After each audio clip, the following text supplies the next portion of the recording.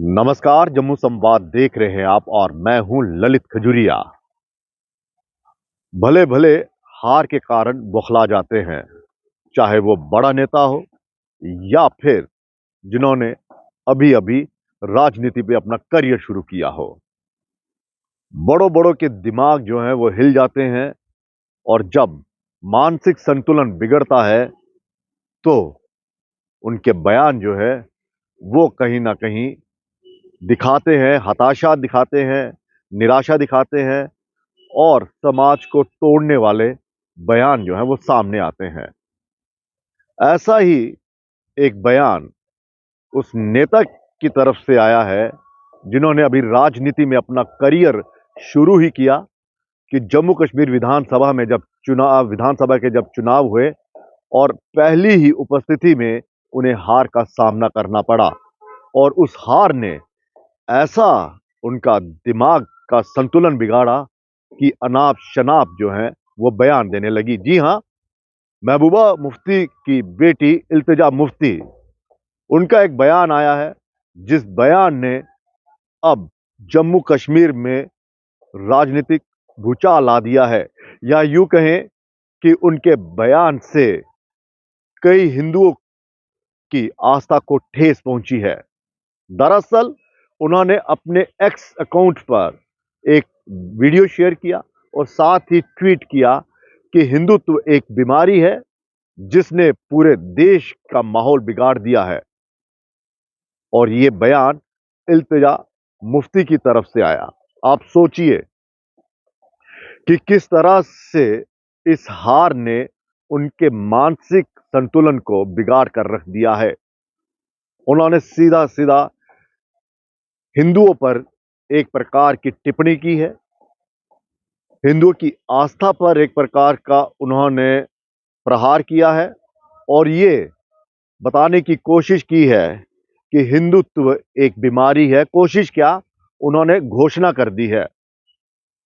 और अब इसी बयान को लेकर भारतीय जनता पार्टी जो है वो भी मुखर हो गई है। लेकिन सवाल ये है कि क्या हार इतनी मायने रखती है कि उस हार ने आपकी सोच को बिगाड़ दिया? उस हार ने आपके, या फिर यूं कहें कि एक प्रकार से ये हार अच्छी थी कि आपका असली चेहरा जो है वो सामने आ गया। जम्मू कश्मीर मुस्लिम बहुल इलाका है, यूटी है, पहले स्टेट हुआ करती थी। तो क्या जिसका मन करेगा जम्मू कश्मीर में वो हिंदुओं पर इस तरह की टिप्पणी करेगा, हिंदुत्व पर इस तरह से बयान देगा? क्या अपनी राजनीति को चमकाने के लिए और मुस्लिमों में अपने पैठ बनाने के लिए, उनके दिल में अपनी जगह बनाने के लिए, इसलिए हिंदुओं को टारगेट किया गया, हिंदुत्व को टारगेट किया गया? हालांकि उन्होंने कहा कि मैंने हिंदुओं के लिए कुछ नहीं कहा, लेकिन हिंदुत्व के लिए कहा है। बात तो वही हुई कि डायरेक्ट नहीं, इनडायरेक्ट वे में कह दिया। जो हिंदू हैं वो हिंदुत्व में ही अपनी आस्था रखते हैं, उनकी विचारधारा, उनका रहन सहन, उनके संस्कार, ये हिंदुत्व में ही आता है। और आपने हिंदुत्व को एक बीमारी बता दिया। अब कई सवाल जो है वो उठ रहे हैं। हालांकि कुछ राजनेताओं के बयान आए हैं, लेकिन अब और ज्यादा जो चिंगारी है वो भड़केगी, क्योंकि समुदाय के बीच में नफरत पैदा करना और एक धर्म को बदनाम करना।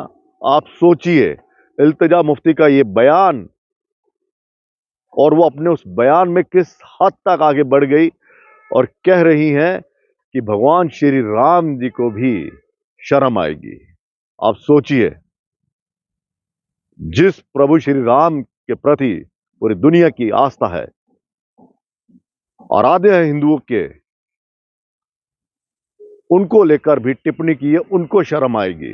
अब सवाल उठता है और ये उठेंगे कि जब जम्मू कश्मीर में घाटी में आतंकवाद का तांडव मचा था और इस्लाम के नाम पर कई बेगुनाह हिंदुओं का कत्ल कर दिया गया, डोडा में कर दिया गया, तब किस धर्म को शर्म आनी थी?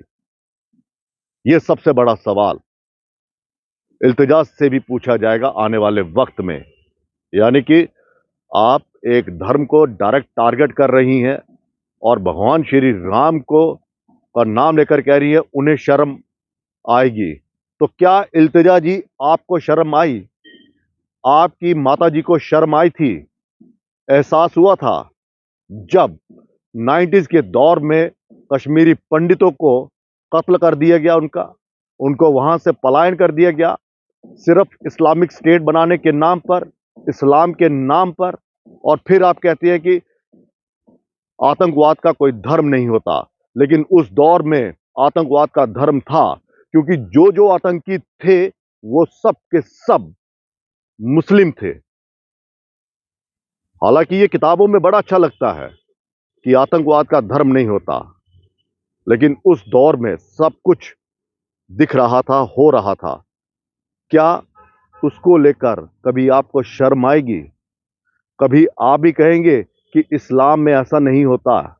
क्योंकि दूसरे के धर्म को तुरंत टारगेट करना बड़ा आसान है, और जब खुद के धर्म पर कोई बोलेगा तो फिर बवाल मच जाता है। और अब ये बवाल मचेगा, क्योंकि ऐसे कई बयान आएंगे जो राजनीति गरमाएंगे।